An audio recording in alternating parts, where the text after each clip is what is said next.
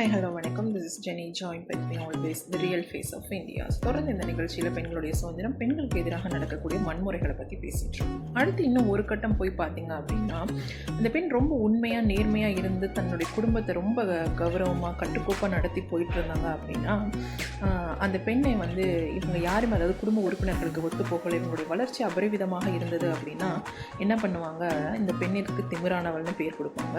அடுத்து அந்த பெண்ணு வந்து யாருக்குமே ஒத்து போகலை அப்படின்னா, அதாவது அவர்களுடைய வேலையில் அவங்க ரொம்ப கரெக்டாக இருக்காங்க அப்படின்னா, இவங்க வந்து அதிகபட்சமாக அவங்க கொடுக்கக்கூடிய வார்த்தைகள் என்ன அப்படின்னா, முதல்ல வந்து அவங்க சொல்லுவது வந்து தவறான உறவு கொண்டவங்க சொல்லுவாங்க. அடுத்து என்ன நிரூபிப்பாங்க அப்படின்னா, மனநலம் பாதிக்கப்பட்டது, இவளுக்கு வந்து மனசு பாதிச்சிருச்சு அப்படிங்கிற அடுத்த ஒரு முத்திரையை குத்துவாங்க குடும்ப உறுப்பினர்கள். அதற்கு உடந்தையாக இருக்கக்கூடியவர்கள் யார் பார்த்தீங்க அப்படின்னா, சமூகத்தில் இருக்கக்கூடிய மூன்றாவது நபர்கள். அப்போ ஒரு குடும்பத்தினுடைய அதாவது விஷயங்களை அந்த பெண்ணோ ஆணோ உபயோகிக்காமல் வெளிப்படுத்தாமல் இவர்கள் என்ன பண்ணுவாங்க, அந்த குடும்பத்தை பற்றின விஷயத்தை சேகரிக்கிறதுல, தகவல்களை சேகரிக்கிறதுல ரொம்ப மும்முரமாக இருப்பாங்க குடும்ப உறுப்பினர்கள். ஏன்னா இவர்கள் வளர்ச்சி அவர்களுக்கு பிடிக்காது. அப்போ இருக்கும்போது அந்த பெண்ணை எதெல்லாம் சந்திக்க வேண்டியதாக இருக்குது பாருங்கள். திருமணமாகி ஒரு திருமண பந்தத்தில் தன்னை ஒரு வேலைக்காரியாக அவள் வீட்டிற்கு அர்ப்பணித்து தன்னுடைய உறவை நீடிக்கணும் அந்த கணவனுடைய. ஆனால் அந்த கணவனுடைய வாழக்கூடிய வாழ்நாள் அப்படிங்கிறது எத்தனை காலம், எத்தனை ஆண்டு காலம் அப்படிங்கிறது நமக்கு யாருக்குமே தெரியாது.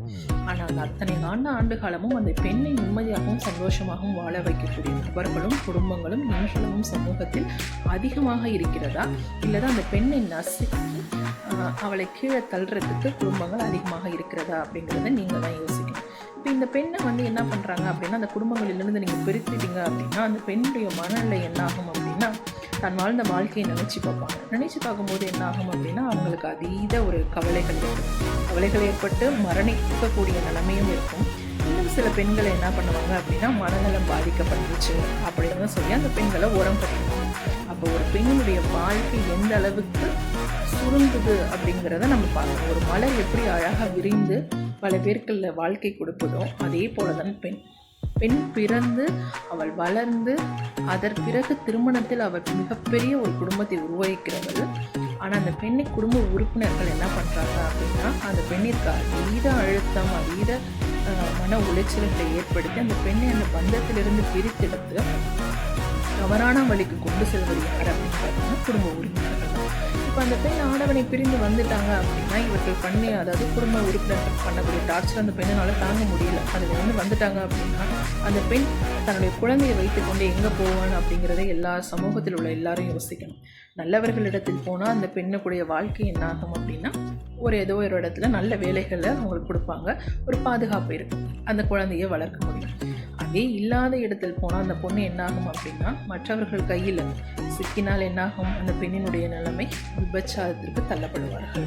இதுவும் பெண்ணுக்கு எதிரான மிக கொடுமையான செயல்பாடுகள் சமூகத்தில் இன்றளவும் நடக்கிறது. இதற்கான தண்டனை இன்னும் கிடையாது. சமூக மக்களாகிய நம்ம தான் யோசிக்கணும். விபச்சாரம் அப்படிங்கிறது ஒரு மிகப்பெரிய தவறு கிடையாது. பெண்களை அந்த துறைக்கோ அந்த இடத்திற்கோ தள்ளுவது யார் அப்படின்னா, கொண்டு செல்வது இதை போன்ற ஆண்மகன்கள், அதாவது கீழ்த்தனமான எண்ணங்கள் கொண்ட ஆண்மகன்கள் பெண்களை குடும்ப வாழ்க்கையில் சிதைப்பதுனால அந்த பெண்களை அந்த இடத்திற்கு கொண்டு செல்கிறாங்க அப்படிங்கிறது தான் உண்மை. விபச்சாரத்தில் எந்த பெண்களும் தானாக போய் ஈடுபடுவதில்லை. இவர்களாக கொண்டு போய் குழுக்களாக சேர்த்து விட்டு அதன் மூலியமாக பணம் பறித்து பெண்களை போதைப் பொருளாக, பெண்களை தவறாக சித்தரிக்கக்கூடிய பெண்களும் குடும்ப உறுப்பினர்களும் தான் சமூகத்தில் மிகப்பெரிய காரணம் அப்படிங்கிறதை எல்லாருமே நம்ம உணர்ந்து கொள்ளணும். இதற்கு சமூகம் யாரையுமே குறை சொல்ல முடியாது. அவர்களுக்கு பெயர் நீங்கள் வைக்கிறீங்க இல்லையா, அந்த கெட்ட வார்த்தையும் அவர்களையும் நீங்கள் சொல்லக்கூடாது அப்படிங்கிறது ரொம்ப முக்கியமான விஷயம். ஏன்னா எந்த பெண்ணையும் அவதூறு பேசுவதும் அசிங்கமான வார்த்தைகளை உபயோகிப்பதும் பெண்களுக்கு எதிரான வன்முறை சமூகத்தில், எந்த சமூகத்தில் இருந்தாலும் சரி, உலகளவிய சமூகத்திலும் பெண்களுக்கு எதிரான வன்முறை இன்றளவும் அதிகமாகிட்டே இருக்கு அப்படிங்கிறது தான் மிகப்பெரிய உண்மை.